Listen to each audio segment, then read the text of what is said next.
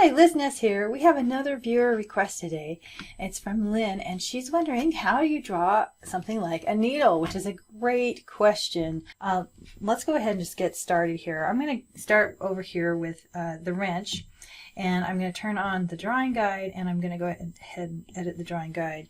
Let's see, I want to have these just a little bit tighter in so I can create a set of shapes here. Okay, so that looks pretty good. All right, and then the next thing I'm going to do is I'm going to go ahead and select, let's see what color, probably black here, and then monoline is perfect. Let's see, I want it to be a little bit thicker because I want the tip of the needle to be rounded, so I want to have a pretty good I want that to be pretty thick brush there. So we're going to do this in pieces. Thinking about the shape of a needle, it's sort of a triangle with an oval on it. So let's go ahead and just draw that. We're going to start our triangle right here. All right, there we go. And then we're going to go ahead and edit our shape. Seeing it as a polyline, that is totally fine. We're going to bring this down as far as we can, right about there. And then we want these to be right. So I'm going to make this a nice, there we go. Okay. Right about like that. Okay, it looks like there's a couple different pieces in there. Okay, I want this one to go right there. And let's see, I want this to go down actually in here because I don't want that line really. And I'm going to draw this one right up to the other. Okay, so we really want this to be a nice triangle, and it's all centered around this one line right here. And that looks pretty good, so I'm going to go ahead and live with that, and I'm going to create a new layer on top of that, and we're going to draw an oval. So let's go ahead and do that. Let's see, I'm going to bring this down just a little bit so I can steady my hand here. And we're just going to draw our oval right in here. And again, it doesn't have to be perfect because we're going to invoke smart shapes. Okay, that gives me my oval, and now I'm going to make this really big so I can look at the edges here because I don't want there to be sort of this pop out right there, right? So I'm going to select my transform tool here, and I've got Freeform on it. I'm just going to drag this in just a little bit so that these are really lined up, so there's like this nice progression there. And I need to do the same thing over here on this side. Perfect. Okay, and I see that there's this little extra line popping out over there, and we'll take care of that in just a moment. Okay, actually just like that. Okay, looks like I still have a little edge right there too, and I don't want that, so I am gonna adjust that even more. Okay, that looks more like a smooth progression, and that is a little off, but I think what I need to do is just bring this up a bit, or maybe down a bit, until I get my lines. Okay, this side looks really good, so let's go ahead and work on this side a little bit. Okay, that looks really good now too. So okay, now that it looks like there's a nice smooth progression around, so that's great. So now let's go ahead and go back to that under layer here. And since I already have something covering right there, I can really just erase. I'm going to hold and press the eraser, and it'll give me the same brush. And let's see, I'm going to dial it down just a little bit, but it's underneath my oval, so that's great. I can just get right up to the edge of that oval, just like that. Okay, that looks great. So now let's go ahead and bring this down. Okay, so now I'm going to go ahead and merge these two layers together, merge down. Okay, and then I'm going to go ahead and fill each of these sections, whoops, with my color here. Okay, awesome. Okay, now this looks pretty good, but it looks a little bit too fat at top, so I kind of want to bring it in, and it's kind of cool. All you have to do is take your transform tool here, again with Freeform selected, just start dialing this in a bit until you kind of get the shape that you're after. And this looks more like it's probably a needle shape, which is really cool. Okay, so now let's give this some dimension. So black is a great color, but we need to have some sort of progression so it looks like it's rounded. So let's go ahead and create a duplicate of this layer. And we're going to color it sort of this 50% gray. And just drag and drop that in there. Okay. And then we're going to take our transform tool, and we're going to make this kind of, oops, graduate in just a little bit like this. Okay, whoop, that might be just a little too much. Just want it right on the edges, like just like that. Okay, and then the next thing we're going to do is going to go over to our magic wand and tap Gaussian Blur and layer.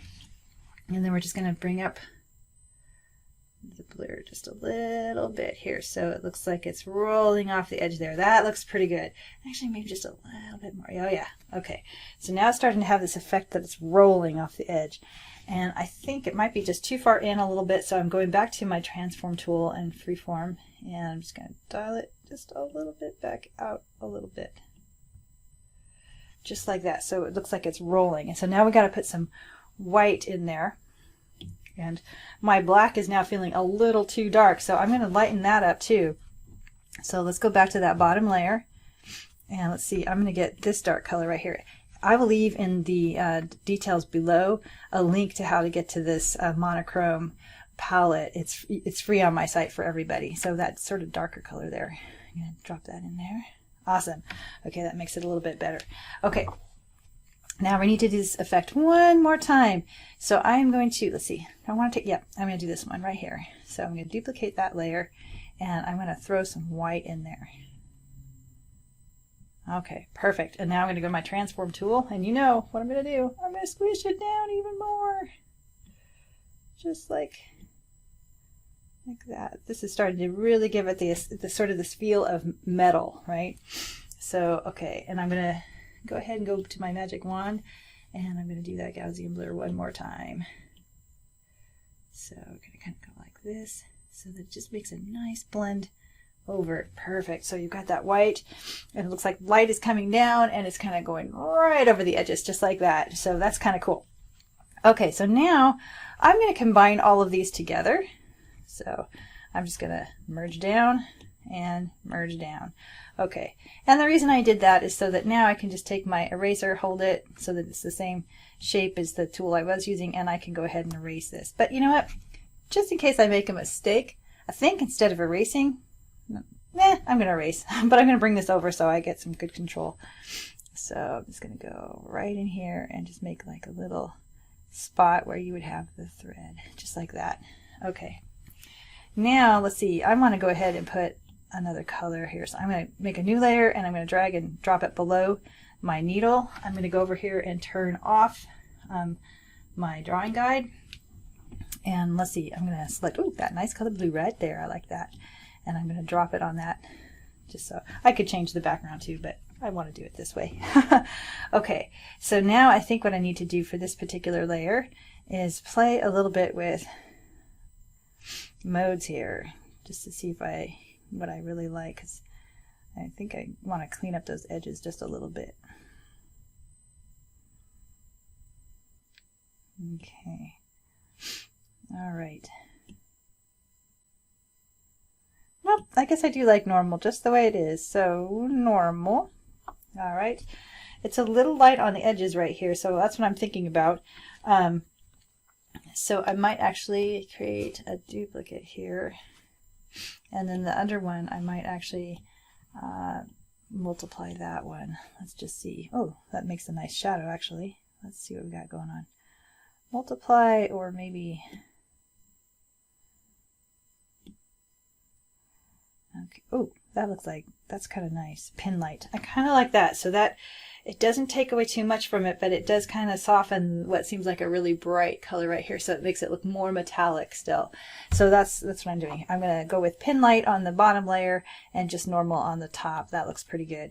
And then with this layer selected, I'm going to gently glide to the right on the other layer, and I'm going to group these two so that I can just play with them when I'm positioning things. So now I'm going to go ahead and select my transform tool. I'm going to go to uniform. It doesn't really matter, but I like to set it there so I don't make mistakes later on. And I'm just going to position my needle here.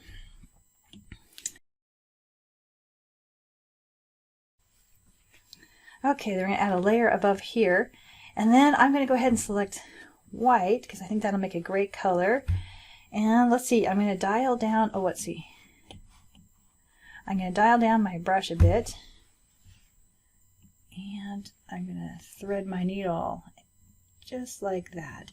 And believe me you, this is the best I can do when it comes to sewing. My sister is a costumer and has even worked on a couple movies. I am terrible when it comes to stitching. She says it's because of a lack of patience. I think she may be right. This is so much easier to thread a needle this way than it is in real life, trust me. Okay, anyway, I hope you've enjoyed this, Lynn. Thanks so much for your request, and I can't wait to see what you create.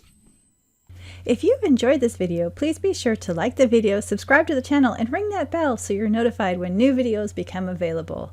Meanwhile, I hope your day is amazing.